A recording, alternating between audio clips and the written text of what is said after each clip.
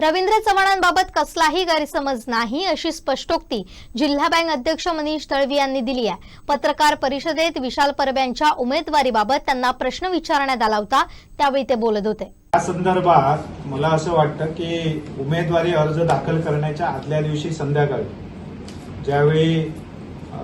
इथे राजवाड्याच्या हॉलमध्ये आदरणीय चव्हाण साहेबांनी मीटिंग घेतली, त्या मीटिंगच्या वेळी चव्हाण साहेबांनी या मतदारसंघातल्या सगळ्या प्रमुख कार्यकर्त्यांची ती मीटिंग होती आणि त्या बैठकीमध्ये त्यांनी ती भूमिका अगदी स्पष्टपणे मांडली की माझा काय गैरसमज झाला होता, मला काय सांगून या कार्यक्रमाला बोलवलं होतं, मी कशासाठी या कार्यक्रमाला आलो होतो आणि या कार्यक्रमाचा गैरफायदा कशा पद्धतीने घेतला गेलाय आणि मी विशाल परब यांना नेमकं काय सांगितलं आहे, उद्या उमेदवारी अर्ज का दाखल करू नकोस वगैरे या सगळ्या गोष्टी ज्या आहेत त्या त्यांनी स्पष्ट केल्या। त्यामुळे नेत्यांबद्दल गैरसमज असण्याचा कुठलाही प्रश्न नाही, कारण नेत्यांनी जी भूमिका स्पष्ट केली पाहिजे होती, खरं म्हणजे एकदा त्यांनी भूमिका स्पष्ट केलेली पुरेशी होती, परंतु चव्हाण साहेबांनी ती भूमिका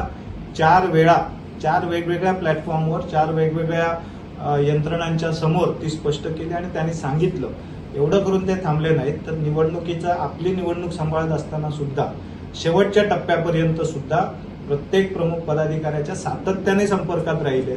आणि प्रत्येकाला ही भूमिका त्यांनी सांगितली की महायुतीचा उमेदवार निवडून आलाच पाहिजे, याच्याबद्दल कॉम्प्रोमाइज नाही। आणि आपण बघतात की त्या सगळ्याचं प्रत्येक बूथवर जिथे जिथे भारतीय जनता पार्टी काम करते, मजबूतीने काम करते, तिथे कुठेही आपण मागे पडलो नाही, तिथे प्रत्येक ठिकाणी आपण प्लस झालो। अर्थात की या ठिकाणी महायुती म्हणून चांगल्या पद्धतीचा समन्वय सुद्धा त्या सगळ्या शेवटच्या टप्प्यामध्ये घडून आला, त्याचा एक चांगला परिणाम आपल्याला या महायुतीच्या विजयामध्ये दिसून आला। आमचे दिवसभरातले सर्व अपडेट्स, ताज्या घडामोडी आणि थेट लाईव्ह पाहण्यासाठी सबस्क्राईब करा, लाईक करा कोकणचं नंबर 1 महा चॅनल कोकण 7 लाईनचं YouTube चॅनल।